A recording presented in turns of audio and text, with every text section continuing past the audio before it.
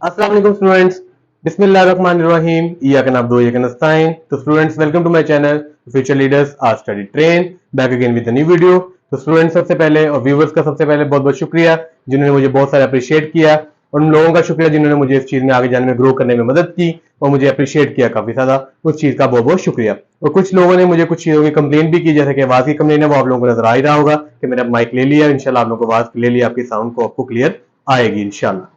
तो खैर, अब स्टार्ट करते हैं, वीडियो की तरफ जाते हैं। तो लास्ट वीडियो में मैंने आप लोगों को बच्चों 9th और 10th के जो था साइंस सब्जेक्ट्स के बारे में बताया था कि इसका क्या क्या पैटर्न होता है, कैसे कैसे पेपर आपने अटेम्प्ट करना होता है। अब उसके बाद बारी है फर्स्ट ईयर की। फर्स्ट ईयर की एफएससी, आईसीएस या आईकॉम, जो भी फील्ड आप चूज करना चाहें, उस फील्ड में जो सबसे मुश्किल पेपर का जो पैटर्न होता है वो इंग्लिश का पेपर होता है।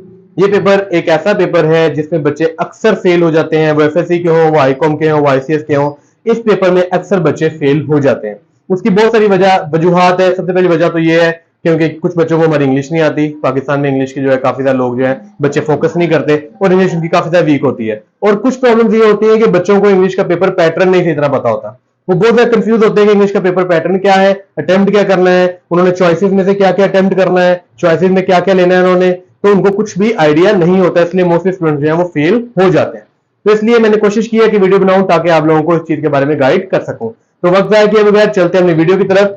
तो सबसे पहले बच्चों, आप लोगों को जो पेपर आएगा इंग्लिश का, उसमें सबसे पहले ऑब्जेक्टिव पार्ट आएगा, जिसमें आप लोगों को जो है 20 मार्क्स के एमसीक्यूज आएंगे। कितने मार्क्स के? 20 मार्क्स के आपको एमसीक्यूज आएंगे। वो एमसीक्यूज कहां से आएंगे, कैसे कैसे आएंगे, ग्रामेटिक्स होंगे या बुक्स में से होंगे, इसके लिए मैं आप लोगों के लिए एक अलग वीडियो बनाऊंगा, जरूर बनाऊंगा। लेकिन फिलहाल क्योंकि हम पैटर्न की बात कर रहे हैं, इसलिए सिर्फ पैटर्न तक ही रहते हैं। तो सबसे पहले बच्चों, आप लोगों को 20 मार्क्स के आपके एमसीक्यूज आएंगे, जो कि आपको सारे के सारे सॉल्व करने होंगे। इनके आंसर आप लोगों को जो है बच्चों, आप लोगों को आंसर शीट पे जो है बबल शीट मिलेगी, उस पर आपको फिल करने होंगे। बबल शीट भी आप लोग इस बारे में तो 9th-10th में जान ही गए होंगे जो फर्स्ट ईयर के स्टूडेंट्स हैं। तो खैर, बबल शीट में आप ये 20 एमसीक्यूज फिल करोगे। उसके बाद बच्चों, आपका मेन जो पार्ट आएगा, सब्जेक्टिव पार्ट आएगा। ये सुन ले, सब्जेक्टिव पार्ट बेटा इंतहाई इंपॉर्टेंट पार्ट है, और इसको मैं इजी इसलिए सेंस में कहता हूं क्योंकि इसमें 30 मार्क्स के तो आपके शॉर्ट क्वेश्चन भी आते हैं। कितने? 30 मार्क्स के, जिसमें से 12 नंबर के शॉर्ट क्वेश्चन आपको बुक शॉर्ट में से आते हैं, यानी कि फर्स्ट बुक में से आते हैं, बुक 1 में से, जिसमें आप शॉर्ट स्टोरीज पढ़ते हो, नॉर्मा वाली, थैंक यू मैम वाली, रिवॉर्ड वाली, वर्बल स्टोरीज, उसमें से आते हैं। उसके बाद 10 नंबर के क्वेश्चन आंसर आपको आते हैं प्लेज में से, और 8 नंबर के क्वेश्चन आंसर मेरे बेटा आप लोगों को आते हैं पॉइंट्स में से। ठीक है, जैसे कि आप जानते हैं इंग्लिश में 2 बुक्स होती हैं फर्स्ट ईयर में, एक बुक 1 और बुक 3। तो खैर, आप लोगों को जो क्वेश्चन नंबर 2 आएगा एमसीक्यू के बाद, क्वेश्चन नंबर 2 जो होगा उसमें आप लोगों के पार्ट ए बी सी होगा। पार्ट ए में आप लोगों को बच्चों जो है 10 सवाल आएंगे, जिसमें से आपको 6 सवाल अटेम्प्ट करने होंगे, 12 नंबर के ये होंगे। उसके बाद पार्ट बी होगा, जिसमें से आप लोगों को बेटा 10, उसमें आपको 8 सवाल होंगे, जिसमें से आपको 5 सवाल अडॉप्ट करने होंगे, उसके 10 मार्क्स होंगे। उसके बाद पार्ट सी, जिसमें से आपको पॉइंट में से क्वेश्चन आंसर आएंगे, वो 7 क्वेश्चन आएंगे, जिनमें से आपने 4 अटेम्प्ट करने होंगे, उनके आंसर देने होंगे, उसके क्वेश्चन, उसके मार्क्स 8 होंगे। तो टोटल मार्क्स कुल मिला के बच्चों ये बन गए 30। ठीक हो गया, 50 मार्क्स पूरे हो गए, 20 उसके और 30 इसके, 50 मार्क्स हो गए, बकाया बचे 50। तो वो देख लेते हैं। उसके बाद बच्चों, स्टोरी। स्टोरी सबसे इंपॉर्टेंट चीज है। इसमें एक 3 स्टोरीज आएंगी, जिनमें से हमने एक स्टोरी अटेम्प्ट लाजमी करनी है। और बच्चों, ये स्टोरी जो है इंतहा स्टोरी राइटिंग आप लोग लाजमी सीखें। स्टोरी राइटिंग बच्चों को नहीं आती, बच्चे बहुत सारी मिस्टेक्स करते हैं, परेशान हो जाते हैं, बाद में कहते हैं मेरा नंबर नहीं है। स्टोरी राइटिंग का भी बच्चों एक तरीका होता है, उस पर भी मैं एक अलग वीडियो बनाऊंगा इंशाल्लाह, आप लोग उस पर भी गाइड करूंगा। तो फिलहाल क्योंकि पैटर्न की बात हो रही है, इसलिए हम सिर्फ पैटर्न तक ही रहते हैं। तो 3 स्टोरीज आएंगे आप लोगों को, उसमें से आपको एक स्टोरी पिक करनी होगी, जिसमें से एक जिसका नंबर, जिसके मार्क्स टोटल 10 है। उसके बाद आपको लेटर या एप्लीकेशन आएगी। बच्चे अक्सर क्वेश्चन करते हैं, सर हम लेटर भी कर लेते हैं, एप्लीकेशन भी कर लेते हैं। बच्चों, जो आपको इजी लगता है, लेटर या एप्लीकेशन, वो आप कर लो। वैसे मैं मोस्टली बच्चों को एप्लीकेशन सजेस्ट करता हूं। जो थोड़े वीक बच्चे हैं वो एप्लीकेशन कर लें, और जो बच्चे जो है वीक से जरा ऊपर है, आउटस्टैंडिंग है, वो लेटर अटेम्प्ट कर ले।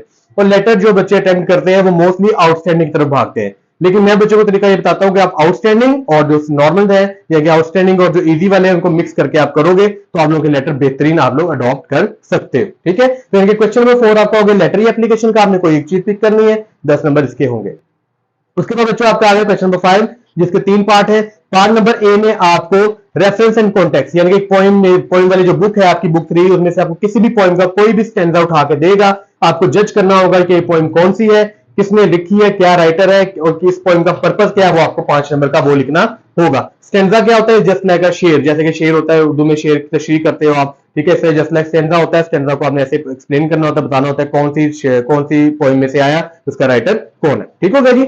उसके बाद अगला पार्ट बी है, इसमें पंक्चुएशन आती है। पंक्चुएशन क्या होती है? पंक्चुएशन एक रॉ लाइन होती है। रॉ लाइन का मतलब ये है कि इसमें आपको उसमें कोई ग्रामेटिक सेंस नहीं दी होती, ना इंग्लिश सेंस दी होती, मतलब कि कुछ इसमें क्या वर्ड्स लिखे होते हैं इसमें, उसमें ना डॉट का ख्याल किया जाता है, ना कॉमर्स का ख्याल किया जाता है, ना इन्वर्टेड कॉमर्स का ख्याल किया जाता है, ना पहले वर्ड को कैपिटल लिखा जाता है। मतलब एक रॉ लाइन होती है जिसको आपने प्रॉपर इंग्लिश की लैंग्वेज में लिखना होता है। क्योंकि फॉर एग्जांपल जैसे आप जानते हैं कि हर इंग्लिश सेंटेंस का पहला वर्ड जो होता है कैपिटल होता है, जब सेंटेंस खत्म होता है तो डॉट लगता है, ऐसे ही है।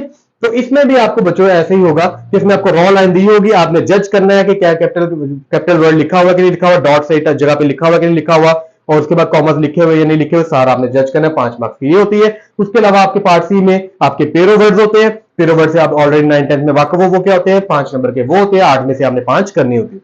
उसके बाद सबसे इंपॉर्टेंट चीज आती है बेटा आपकी ट्रांसलेशन। आजकल हमारे बच्चों को ट्रांसलेशन नहीं आती, वो फोकस करते हैं लेटर्स पे, स्टोरीज पे, उसके अलावा वो फोकस करते हैं जी क्वेश्चन आंसर पे, लेकिन ट्रांसलेशन जो कि 15 मार्क्स की है इसको भूल जाते हैं, ट्रांसलेशन नहीं करते। तो बच्चों सबसे पहले मैं आपको ये एडवाइस करूंगा, जब भी आपको चैप्टर करो तो ट्रांसलेशन पे मेरा बेटा फोकस लाजमी करो, ये बहुत ज्यादा जरूरी है क्योंकि 15 मार्क्स की ये आती है। उसके बाद जो है पार्ट नंबर क्वेश्चन नंबर 6 जो है ये उन स्टूडेंट्स के लिए जो फॉरेनर स्टूडेंट्स हैं, जो इंग्लिश मीडियम स्टूडेंट्स हैं उनके लिए है। वो यहाँ पे या तो डायलॉग या ऐसे कोई ना कोई टिक कर सकते हैं, ठीक है। तो फ्रेंड्स ये था हमारे इंग्लिश का पेपर पैटर्न। अगर आप लोगों को पसंद आया तो काइंडली लाइक शेयर सब्सक्राइब जरूर कीजिएगा, और मुझे बताइएगा कि आप लोगों को ये मेरी वीडियो कैसी लगी as compare to previous videos. Thank you so much. Cut it.